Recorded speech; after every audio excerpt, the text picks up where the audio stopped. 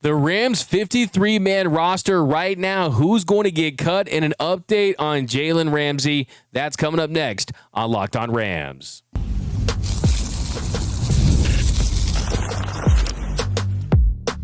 You are Locked On Rams, your daily Los Angeles Rams podcast. Part of the Locked On Podcast Network, your team every day. What is up, Ramily, and welcome to another episode of Locked On Rams, your daily podcast covering your Los Angeles Rams. Free and available wherever you get your podcasts. Locked On Rams, part of the Locked On Podcast Network, your team every day. We're also available over on YouTube, so if you haven't yet, do me a huge favor. Join the party, hit the subscribe button, hit the notification bell, hit the like button. My name is Doug McCain. Friends call me DMAC. You can follow me on X and Instagram at DMAC_LA. I've covered LA sports for over a decade. Chat Sports, 24/7 Sports, Bleacher Report, SI. I also do NFL radio for Westwood One. Today I'm flying solo. The People's Champ, Mr. Travis Rogers. He'll be back this week, but we've got a jam-packed show for you. We're taking a look at what the Rams' 53-man roster looks like right now, who will be cut, who will make the team. Also, a little nugget on Jalen Ramsey. I talked to some people about Ramsey over the weekend. We'll get into that later in the show. But first, today's episode is brought to you by FanDuel. Right now, new customers can get $150 in bonus bets when your first $5 bet wins. Okay, lots to get into, so let's get right into it. And we are starting with the 53-man roster, the depth chart. What does it look like right now? Well, you have to start with the QB. The quarterback is the most important position in all of professional sports. And the Rams, they have an elite signal caller in Matthew Stafford. And yes, I've seen a lot of these top 100 lists. Yes, I've seen a lot of these top QB lists, and we'll go through those through this week because I have some more thoughts on that. And you don't see Matthew Stafford particularly high, but don't make too much of that because we don't need Matthew Stafford to be an MVP to win a Super Bowl this year. You don't. You need Matthew Stafford to be at his best throughout the season in certain spots, and you want to play good, clean, healthy football, but you want to have him peaking at the right time. And the truth is that even though he might not put up all-pro MVP stats on a game-to-game basis at the current stage of his career, on his best day, when he's right and when they need him to be to win a football game, he still takes a backseat to no one when it comes to just being a pure thrower of the football. So I'm not overly worried about that. And the Rams QB1 is Matthew Stafford. Their QB2 is Jimmy Garoppolo. And then Stetson Bennett is the QB3 right now. I mean, there's only 3 quarterbacks on the Rams roster, and that's not going to change in the foreseeable future. Stetson Bennett, he should get opportunities to play through every single preseason game. That's going to give Matthew Stafford and Jimmy Garoppolo the opportunity to rest and watch. And I think at the end, what it looks like is Stetson Bennett finds his way on the practice squad. And you probably will see the Rams bring in a 4th QB to camp at some point, of course, because really when it comes to Stafford and Garoppolo, it's just about getting the throws in, getting your work in, and getting in shape, right? Getting your body right, getting your cardio, your stamina right. So you don't need to see a lot from them, but you will need a backup during the preseason, and Stetson Bennett is going to get those opportunities and those reps. So you got to have that guy. I mean, in the event that he goes down with an injury or he just has a really rough go of it, you can't just have him as your only option out there. So I think that's how that plays out right now at the quarterback position. And then the running back spot. Let's talk about some RBs. Right now, if you look at the RB room, you got Kyron Williams, Blake Corum, Jarquez Hunter, Ronnie Rivers, Cody Schrader, and Jordan Waters. So I think right now the storylines to look at when it comes to the running back spot, well, mainly, are they going to get a contract extension done with Kyron Williams? We've talked about that extensively. The last we discussed it, things were trending in the right direction as far as McVay saying that the hope is they get something done at some point with him, hopefully before the season starts. But also, I think Jarquez Hunter, the running back that they picked up in this year's draft, and he had his moments at Auburn, and I think what makes him really, really interesting is the fact that he brings that explosive element. He brings that explosive element with him, and the Rams, they showed a lot of interest in him in getting him when they did. They trade up. They picked him in the 4th round, the 117th pick overall.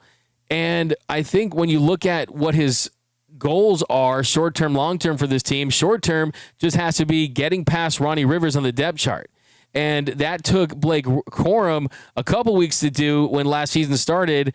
But I think when you look at where Hunter is and the fact that they like what he brings, he's not someone like Blake Corum, who was an insurance policy in the event that Kyron Williams went down with an injury. No, that's not the case for Hunter. Hunter's there to complement Kyron Williams potentially if everything works out. So if everything works out for him, I think that he goes into the tier that makes this squad. I think that the 100% locks are Kyron Williams and Blake Corum, but I think if Jarquez Hunter, everything trends like it has been trending, that he makes this team as well. And then Ronnie Rivers, he's the guy that ultimately goes onto the practice squad. I think you cut ties with Jordan Waters and Cody Schrader, and I think that's how the running back room shakes out right now. And Ronnie Rivers is someone that we know he won a nice little payday 3-card poker a couple years ago, and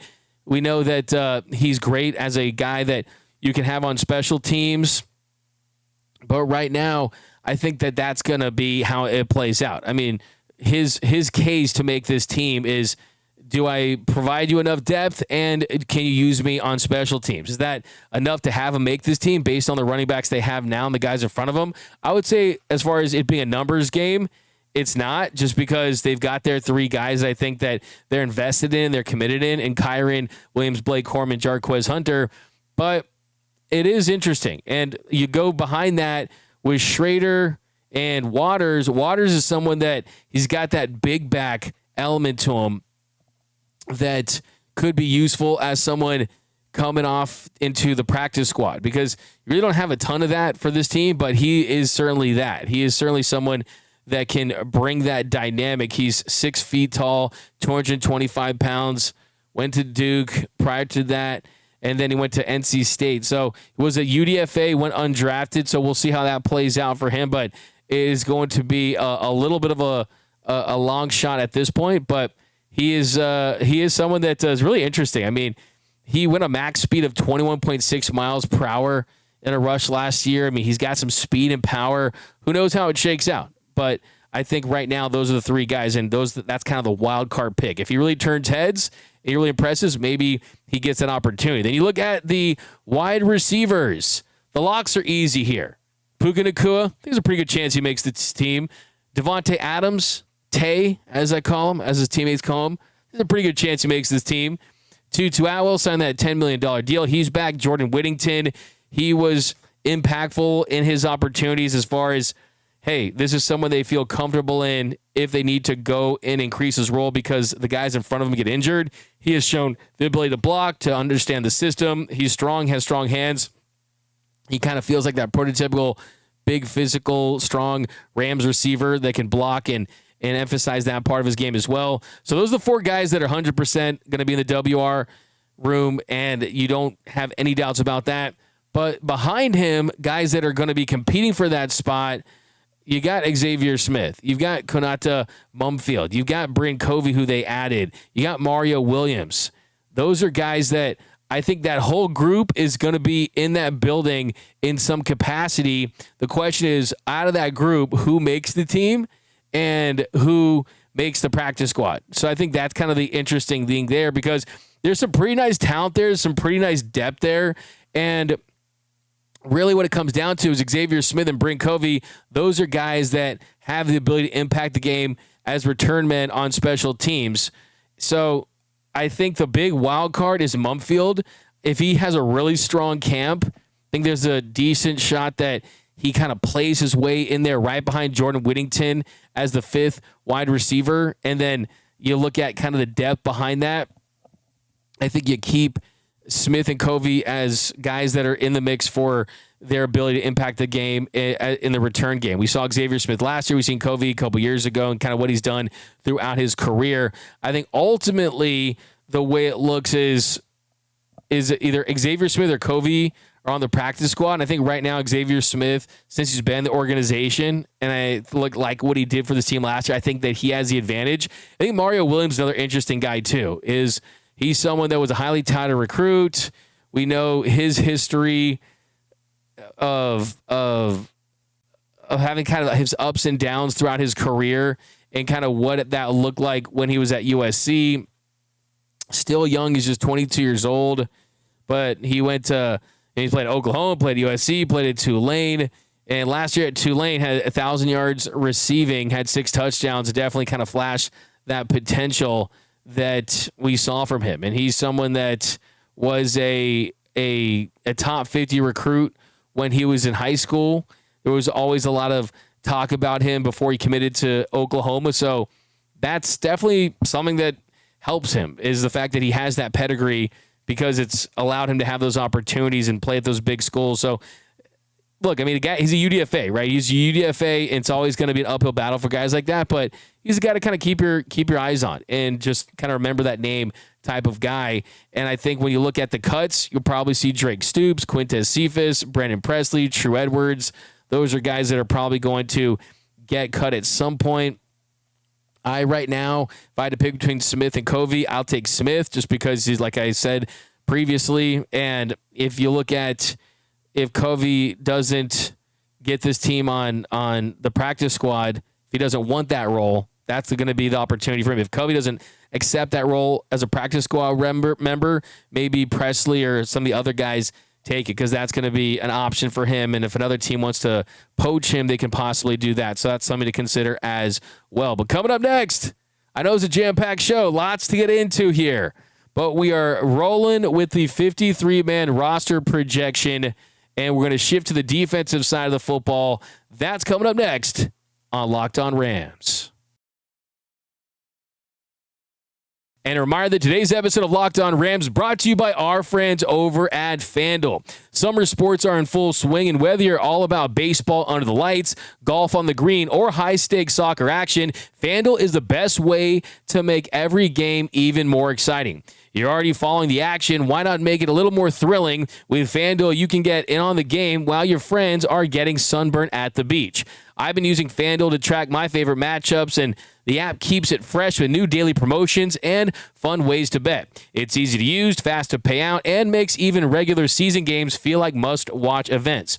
Whether I'm placing a same-game parlay or watching a bet right into the ninth inning, FanDuel makes it feel like I'm part of the action.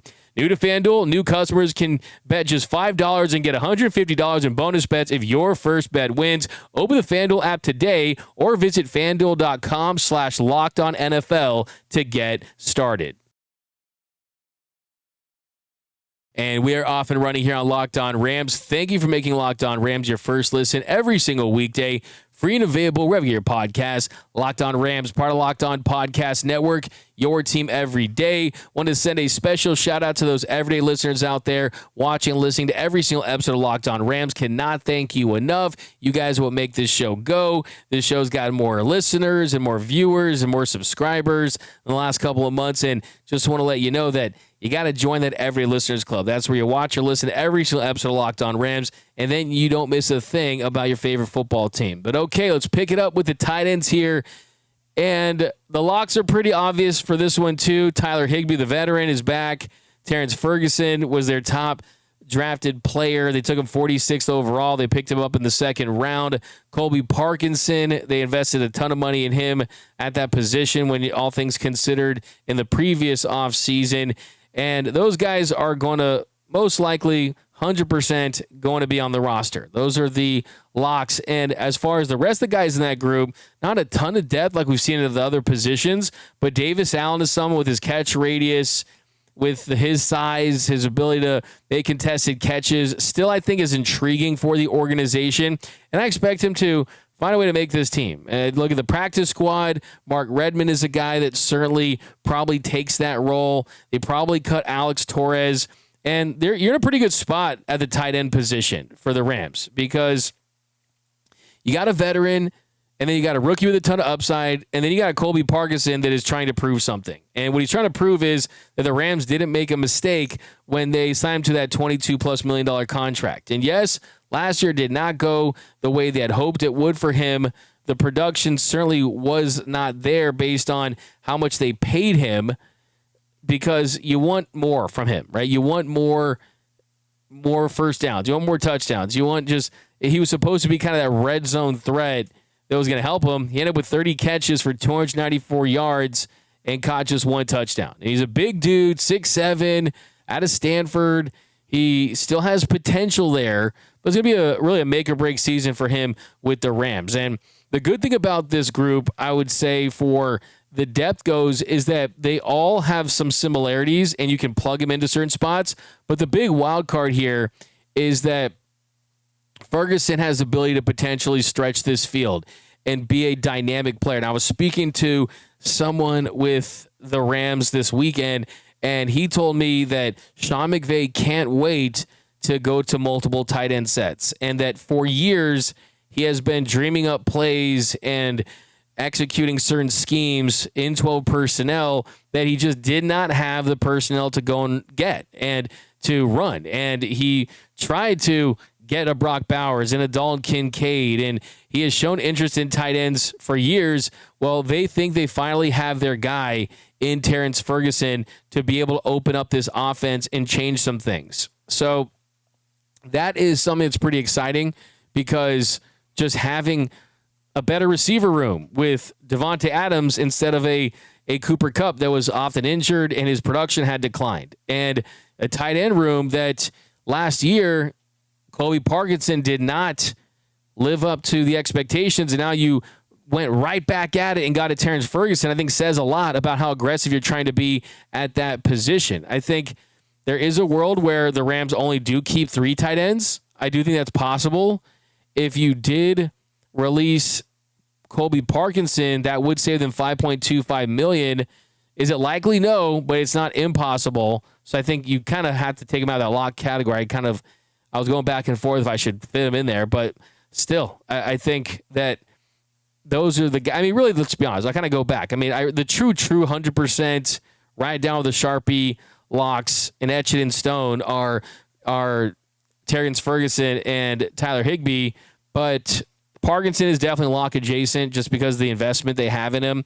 Allen's interesting just because he's entering his third year already. He still hasn't kind of proven what he needs to prove to stay long term. But I feel really good about this group. I think not only is it just about the group, but I think it's also because of the emphasis on that group and the fact that Sean McVay, like I told you what I was told, is that they really, really want to expand. They think that the next chapter of the Sean McVay offensive scheme and his ability to evolve involves the tight end position. So that's definitely something to think about. Now, offensive line, the locks are pretty heavy on this one. Kevin Dotson, Coleman Shelton, who they brought back, Steve Avila, DJ Humphries, who was brought in as a depth piece with Alec Jackson with the blood clots, Bo Limmer, Warren McClendon, and old reliable, that pickup truck still works, Rob Havenstein. Rob Havenstein is still in the mix. Now, as far as the depth pieces, I think, Dylan McMahon and KT Levinston. The KT Levinston is someone that I think doesn't get talked about a lot, of course, but he's solid. And the injured reserved, is that going to be Alec Jackson to start the year, or is he going to be healthy? That's kind of really the million-dollar question for the offensive line right now, is how well does he respond to the treatment for the blood clots? And that's what we learned during OTAs, and that is that Alec Jackson was dealing with the blood clots. Sean McVay did say that he's back in Detroit. He's resting. He's getting used to the medication. Hopefully it takes, and when camp starts, we'll get an update and see how much progress he's made. But the positive news is that they caught it when they did. They started the treatment when they did, and the hope is that he'll be ready to go at some point towards the to go for the start of the season. So as far as the practice squad goes, Willie Lampkin, Trey Wettig, A.J.R. Curry, I think those are guys that certainly find a role from that standpoint. And guys they cut, I mean, Ben Dooley, Justin Dedich, Garrett Bowles, David Questenberry, who they picked up as a depth guy. We'll see if that works out. I think the reason why is you got a good amount of interior dudes, but you don't have a lot of the guys that tackle spots. So now with the health concern with Ajax, it definitely puts a premium on that. So I think McClendon has that ability to be that backup tackle. You could swing him a little bit. Limmer also provides the ability to be a guard as well. So Bo Limmer can play some guard. He can play some center like we saw last season. So versatility is what they covet when it comes to backups on this team.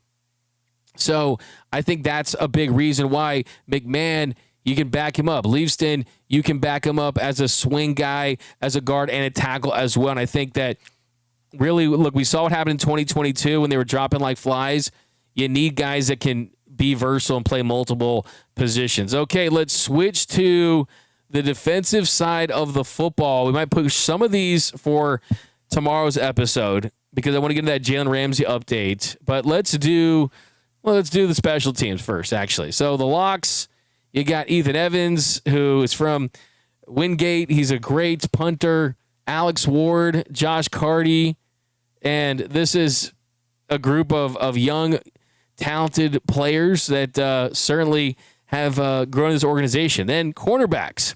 The locks are Kobe Durant, Akella Witherspoon, Emmanuel Forbes, Darius Williams.